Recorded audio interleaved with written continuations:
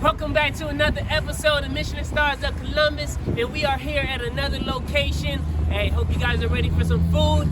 They are literally feeding the soul. This is the Smoke Shack barbecue spot. We'll get right to it right after this. Here we go, another show, Michelin Stars of Columbus. Where we at, huh? Where we at? Here we go, another show, Michelin Stars of Columbus. Where we at, huh? Where we at?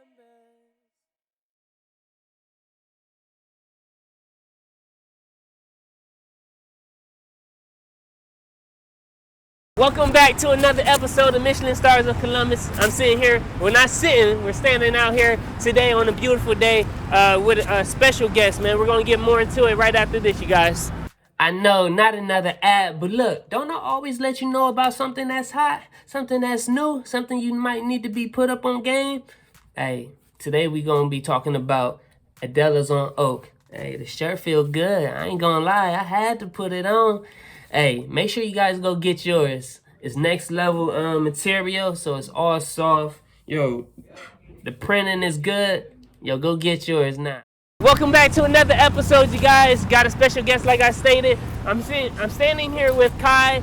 We're here at the Smoke Shack barbecue, and we're gonna get into some details about how he got started and get to know more about him. All right. So let's jump right into it. So give us a little bit of background details on how you started and how you got into the industry business, into the food industry. Well, my mom, she's from Alabama, so that's just southern, just great cooking off the rip. Off the rip. So she's from Mobile, Alabama. My dad's from Cleveland, and he grew up around the corner from like a big barbecue restaurant in his area. I think it's from either Garfield or Shaker Heights. I think it's Garfield Heights. Oh, but man, they met in best Cleveland. Of both worlds. Yeah, so they met in Cleveland, and then years later moved to Columbus and had me. So I was like, this is something I've always been a part of. Eating good growing up, eating good ribs and things like that. Yeah. So my parents was like, hey, let's just start a restaurant. So they started 2 of them, and then I was around with my sister doing a lot of stuff. Okay. And then they closed them down. I was like, you know what? I think it's about time for me to jump back in this. So I just kept the name going, and then took it on the road. So I didn't do any one spot. This is the first time doing one spot. Okay. I just took it on the road doing different events around Columbus, around the Midwest. Okay, gotcha. You said around the Midwest, so you were actually traveling around to different cities in different states, delivering good food to people. Absolutely, yeah. The furthest west I've been is St. Louis. The furthest north I've been is Maine, Bangor, Maine. Beautiful place. Only in the summertime. Don't want to see it in the wintertime. Gotcha. The furthest south would be West Palm Beach. Just came back from doing one in Florida not too long ago before they canceled everything. It was at West Palm Beach. So it takes me a lot of places. I like traveling, like to give great food to people, like to see the reaction. And then the best reaction is when I can't sleep, is when they go to sleep later on after they finish eating. That's indeed. So you said stated a little bit about getting the entrepreneur spirit from your family, growing up in that atmosphere. What does it feel like to actually own it yourself now, and then take on that responsibility of keeping up the standards of what some people might have tasted before, right, and some people that haven't tasted before, but keeping up with that standard and just ownership? How does that feel? It feels nice, like being. I'm not gonna say by myself because my sister has been with my family, of course, doing it forever. So she drives up and helps me when she can. So I'm never really feel like I'm by myself. But there's a lot more responsibility doing it versus my parents having it and then working under them. Yeah. But it's a beautiful responsibility that I was willing to take on, because with that comes a little more freedom to maneuver how I want to maneuver, a little more money to do what I want to do with it. So it's a good thing that they passed to me, and I enjoy the extra responsibility more than the money, actually, because it gives me a drive to set something up for my kids and my grandkids. I don't even have kids yet, but it's just something like they pass it to me, now I'm gonna pass it to them if they want it. If not, hey, we'll take the money and put it towards something they want to do. Indeed. Yes, sir. Man, that's something beautiful. Just to touch on, a little bit about the business itself. Since you've started, doing it yourself from when you were helping your parents, what has been the biggest accomplishment that you've had on your own with the company and with your sister helping in as well? Well, being able to get my first place, so I'd be able to move out of my parents' house. That was really, it's not really a food accomplishment per se, but it was something that was big in my life. Yes. Regardless of what I was doing, I got my first apartment doing this, saving money, so I was free to get my own space to live how I want to crazy, but just coming out of college for 5 years, living on my own. Now I'm going back. It's like, This is different. Like, yeah. So just get my first spot and then really set myself up for my children and my. That's the thing that really keeps me going the most is visualizing that like if I do this, then they'll have 10 more steps that I never got. But then my parents, and then same for them, my grandparents, both ways. I want to keep it going. Indeed, you break in a barrier that's set for a lot of people in our community where someone's not planning ahead for us. Someone's not thinking ahead and leaving something for us, whether we want to do it or not. They're not leaving it because they didn't know. So man, it's a beautiful thing. So you say you work with your sister. Now, who else?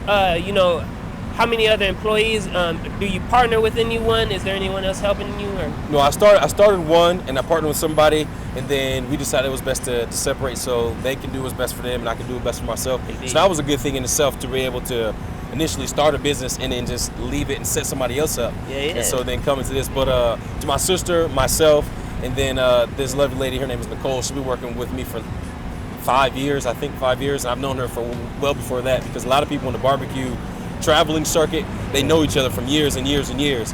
So a lot of people that my father was doing it with are still doing it. Like, hey, aren't you such and such son? Like, yeah, I'm just doing it now. So her, myself, and my sister, and from there we'll continue to grow at the right rate. I don't want to jump too far and then end up not prepared for the opportunity or the blessing that's coming. But I'm also not playing it scared either because sometimes you gotta risk stuff to get that you may not be able to see. Then it comes. So trying to find a good balance of risk versus trying to make sure I continue to put all my nuts in one basket and hold them. So if I ever want to switch to something, or like I said, when my kids come, they want to do something different, here's this, you can do what you want to do with it. Got you. So now we've talked and you said kids a lot. So what is family life like for you now? And you said you don't have, or you're no planning. Kids. So Nobody, no kids. He's talking about his kids already and he hasn't had them yet. No. I know. Not another ad, but look. Don't go nowhere. Don't fast forward. I gotta let you know about this company. You like customized things, don't you? You like to be fly, don't you? I only see yourself in it and not have to worry about seeing someone else and what you got. Look, man, we got t-shirts. Let me pull this out. Look, got t-shirts. You want to represent your company right? Let's do it right. We got artwork. You want to do it right. You want to customize things right. You got an event to go to. Let's do it right. Edge glasses. Just about. Oh, can't forget about that. Look, man. Check out the company right there. That's KDS, Keela Studio Designs. You want anything customized? She could do it. She got you, man. Check it out. Let us know. Now let's get back to business. Hey, man, that's a blessing. So, do you have a wife or a girlfriend that you're planning on building with, or you're just thinking ahead in the future? I'm just thinking as far ahead as I can do what I can do by myself, because Indeed. I do know that in my mind, in my estimation, that there's only so far that I can get to by myself as just a black man, and then there's another level that black woman can get me there, and I want to get as far as I can, so when she comes into the rap, it's just like, oh, we ready to go. Yeah. Like, I don't want to be a project like, oh, he's here, but I'm gonna fix a couple things. I'm ready to go. And vice versa. A black woman can only get so far by herself, and then the right black man can take her. So it's just trying to find that synergy. So I'm just preparing for when that day comes. It's like we match up, we become friends, and then everything just grows. And see what my parents do the same thing. My parents, it's just copy paste. Hey, man, that's perfect, man. Because a lot of the companies that I've interviewed so far have been wife and husband partnered up, and to see that you're planning already ahead, that's a whole different aspect that we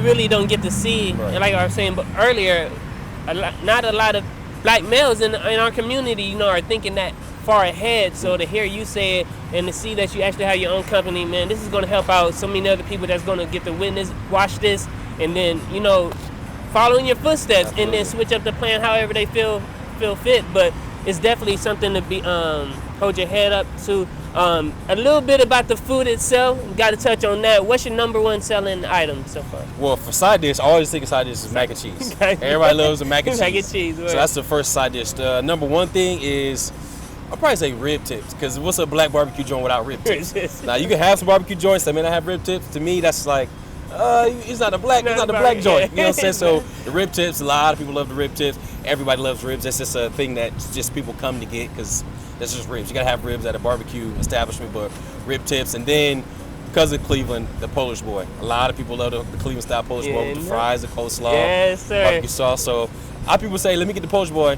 And I'd be like, okay, because there's some out of Chicago, there's po' boys out of Louisiana and I'm like, well, all right.